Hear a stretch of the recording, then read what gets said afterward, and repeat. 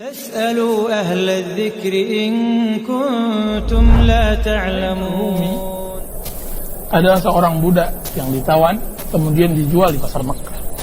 Kemudian beliau menjadi salah seorang budak dari pemuka Quraisy terkenal.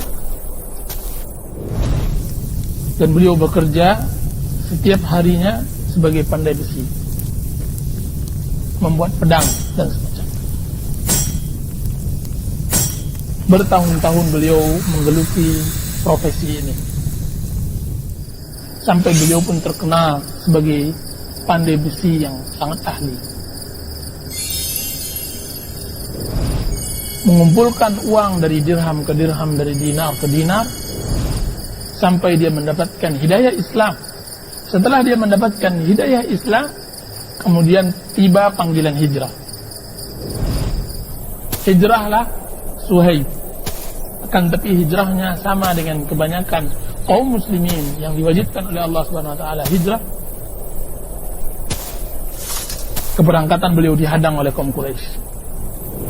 Mereka mengatakan, "Wahai Suhaib, sesungguhnya engkau datang dalam keadaan fakir, tidak mempunyai harta. Dan sekarang engkau hijrah bersama agamamu dengan membawa harta kami, demi Allah kami tidak akan mengizinkannya." Apa kata Suhaib Ar-Rami? "Wahai kawan, wahai orang-orang Quraisy, wahai kalian semua, maukah kalian sepakat denganku? Jika seandainya saya berikan semua penghasilan saya selama bertahun-tahun ini kepada kalian, kalian lepaskan saya untuk berangkat ke Madinah untuk itu?"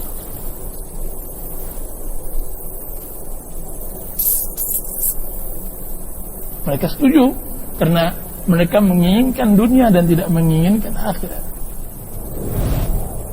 Apa yang terjadi?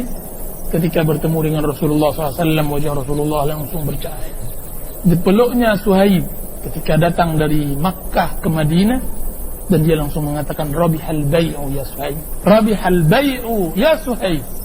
Jual belimu sangat sukses, wahai Suhaib. Jual belimu sangat sukses.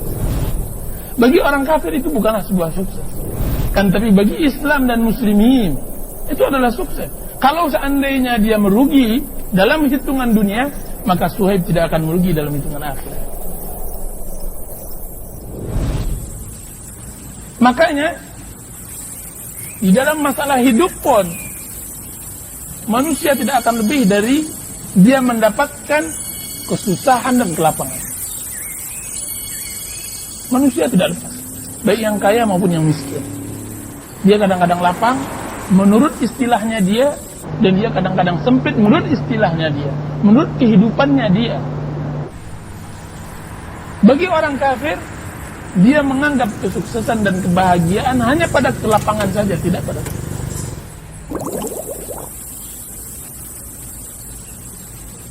bagi seorang muslim kebahagiaan ada pada dua.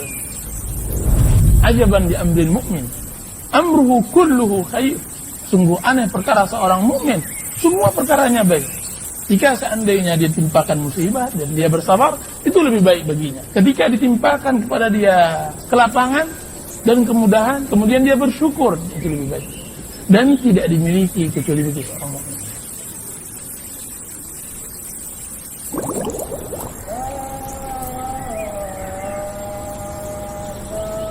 Maka sangat merugi orang yang menyatakan dirinya Islam tapi dia tidak mengenal Islam, kebaikan itu sendiri.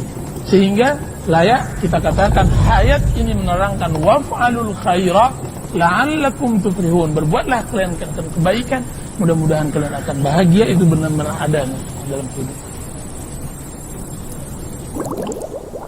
Orang yang berbuat kebaikan, wajahnya akan cerah, hatinya akan tenang, hidupnya akan tidak mempunyai beban.